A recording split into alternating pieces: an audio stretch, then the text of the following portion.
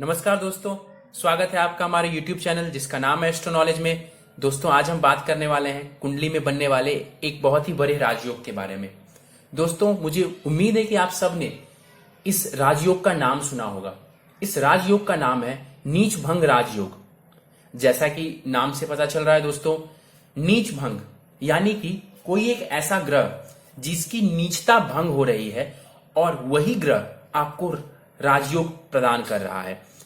जिनकी कुंडली में ये राजयोग होता है दोस्तों, वैसे व्यक्ति राजा के समान सुख भोगते हैं। नीच भंग राजयोग आपको लाइफ में पैसा देता है, नाम देता है, मान सम्मान देता है दोस्तों। चूंकि ये जो राजयोग है ये एक नीच ग्रह के द्वारा दिया जाता है आपको, इसलिए कई बार शुरुआती दौर में आपको थोड़ी सी स्ट्रगल होती है, लेकिन जब आप मेहनत करते हैं और जब उस प्लैनेट की दशा अंतरदशा आती है तो आपको एक बहुत बड़ा सक्सेस मिलता है।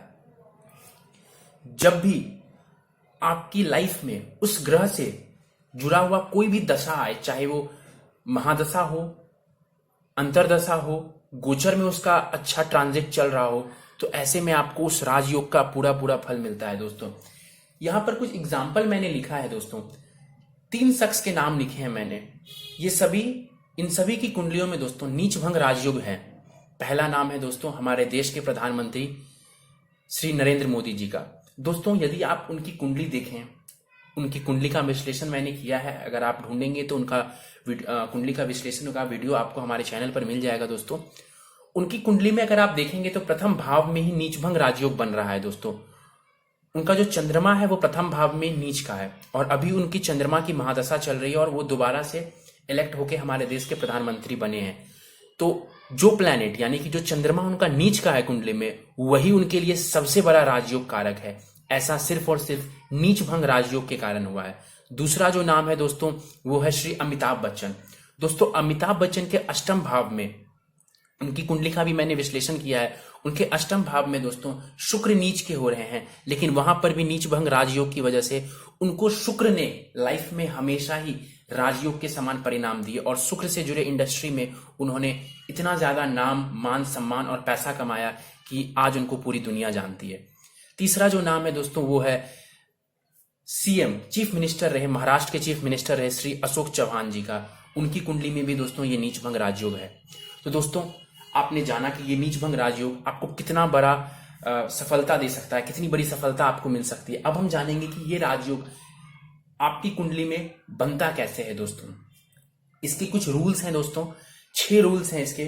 तो हम बात करेंगे एक एक करके, हम सभी रूल्स के बारे में जानेंगे। और यदि आपकी भी कुंडली में ये राजयोग है तो आप खुश हो जाइए दोस्तों, आप मेहनत कीजिए और इंतजार कीजिए उस ग्रह की दशा या अंतरदशा आने का, जब आपको उसका पूरा फल मिलेगा। तो चलिए दोस्तों शुरुआत करते हैं पहले रूल से। दोस्तों यह जो कुंडली है हमारे सामने, ये कर्क लग्न की है, जहां 4 नंबर लिखा हुआ है दोस्तों, यहां से ये कुंडली शुरू होती है।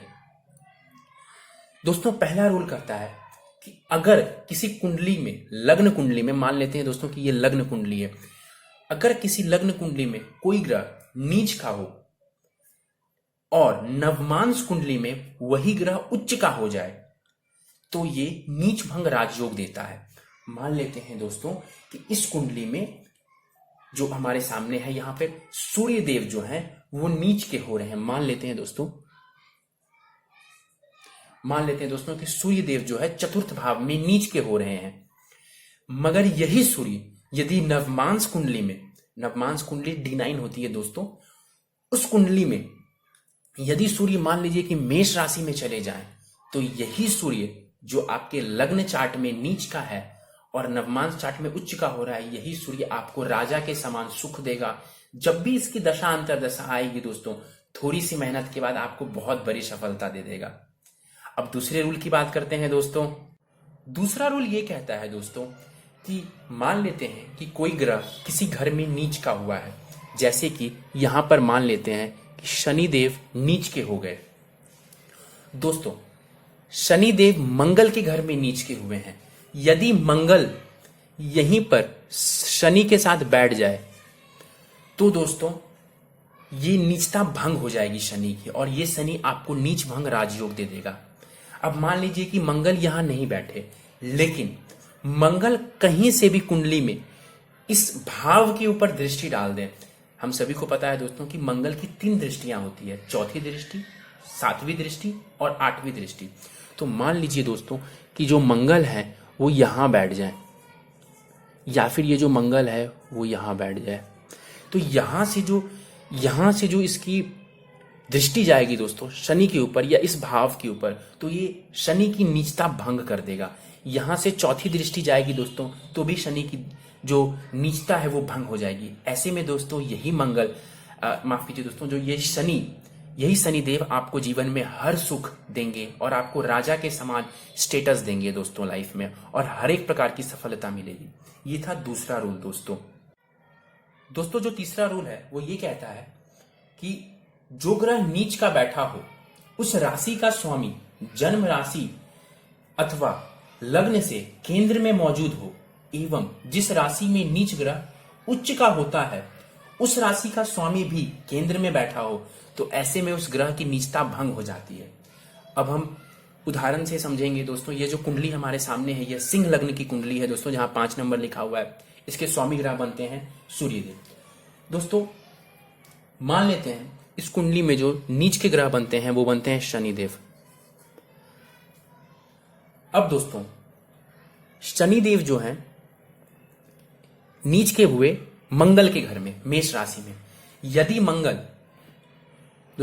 मंगल लग्न से केंद्र में बैठा हो कहीं भी, मान लेते हैं कि ये 7वें भाव में मंगल बैठ गए, तो पहला कंडीशन था कि शनिदेव जिस राशि में नीच के हुए हैं उस राशि का स्वामी ग्रह लग्न से या फिर राशि से, जन्म राशि से केंद्र में मौजूद हो। तो केंद्र में मौजूद मंगल है दोस्तों।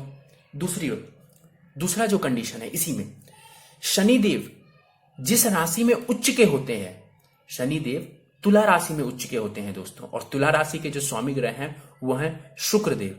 तो दोस्तों यदि शुक्रदेव भी इस कुंडली में कहीं पर भी लग्न से केंद्र में मौजूद हो, मान लीजिए दोस्तों कि शुक्रदेव प्रथम भाव में मौजूद है, तो दोस्तों ऐसे में जो है इस ग्रह की, शनिदेव की जो नीचता है वो भंग हो जाएगी, और यही ग्रह, यही शनिदेव आपकी कुंडली में राजयोग बनाएंगे।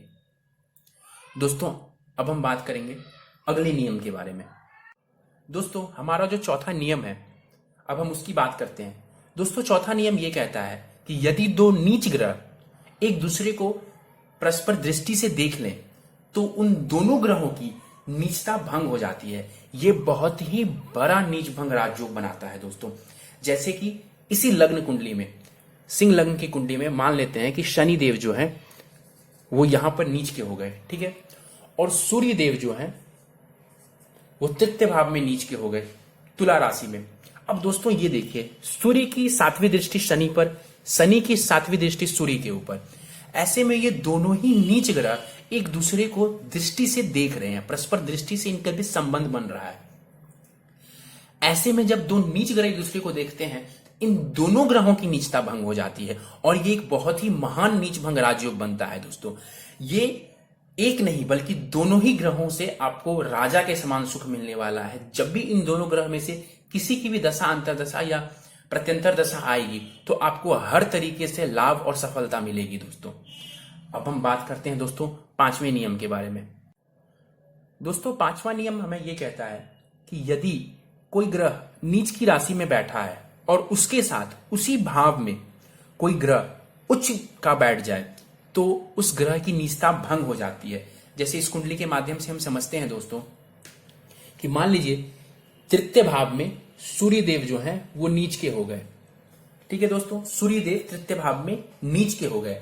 अब यहीं पर साथ में शनिदेव बैठ जाएं, शनिदेव तुला राशि में उच्च के हो जाते हैं दोस्तों, तो ये सूर्य जो है उसकी नीचता भंग हो जाएगी, और ये सूर्य आपको राजा के समान सुख देगा। शुरुआती दौर में स्ट्रगल देगा और उसके बाद आपको हर प्रकार से सुख और सुविधाएं मिलेंगी और हर प्रकार सफलता मिलेगी। दोस्तों छठा और आखिरी रूल यह कहता है कि जो ग्रह नीच का हो रहा है, जिस राशि में वह उच्च का होता है उस राशि के स्वामी ग्रह अगर उस पर अपनी दृष्टि डाल दे तो उस ग्रह की नीचता भंग हो जाती है। दोस्तों इस कुंडली के माध्यम से हम समझने की कोशिश करेंगे। मान लेते हैं दोस्तों कि यहां पर जो है मंगल देवता इस कुंडली में यहां बैठे हैं। मंगल यहां नीच के हो रहे हैं दोस्तों वृश्चिक राशि में। अब मंगल जो है वो उच्च के होते हैं शनि की राशि मकर में। यदि इस कुंडली में शनि यहां बैठ करके मंगल के ऊपर 7वीं दृष्टि डाल दे तो दोस्तों मंगल की जो नीचता है वो भंग हो जाएगी और ये नीच भंग राजयोग बना देगा। दोस्तों यदि शनि अपनी तीसरी दृष्टि से भी मंगल को देख ले तो भी इसकी नीचता भंग हो जाएगी दोस्तों। यदि शनि अपनी 10वीं दृष्टि से देख लेगा दोस्तों, जैसे कि मान लीजिए दोस्तों कि ये शनि यहां बैठे हुए तब भी ये 10वीं दृष्टि से इस मंगल को देख लेगा तो इस मंगल की जो नीचता है वो भंग हो जाएगी और इस प्रकार ये मंगल आपकी कुंडली में नीच भंग राजयोग बना देगा। ये राजयोग अपने आप में एक बहुत बड़ा राजयोग है। जब भी इसकी दशा आती है, जब भी ये फलित होता है तो दोस्तों यह आपको बहुत बड़ा नाम मान सम्मान और ऐशो आराम की जिंदगी प्रदान करता है। तो दोस्तों ये था कुंडली में बनने वाला नीच भंग राजयोग। दोस्तों मुझे उम्मीद है आपको यह वीडियो पसंद आया होगा। पसंद आया तो दोस्तों इसे लाइक करें, शेयर करें। दोस्तों इस वीडियो से जुड़ा कोई सवाल हो आपका तो आप नीचे कमेंट बॉक्स में मुझे कमेंट करें। मैं कोशिश करूंगा कि आपके सभी सवालों का जवाब दूं। दोस्तों यदि आप हॉरोस्कोप कंसल्टेशन कराना चाहते हैं और अपनी सभी समस्याओं का निवारण चाहते हैं तो दोस्तों आप डिस्क्रिप्शन में दिए व्हाट्सएप नंबर को देखें और मुझे मैसेज करें। दोस्तों इस वीडियो में फिलहाल इतना ही। बहुत बहुत धन्यवाद।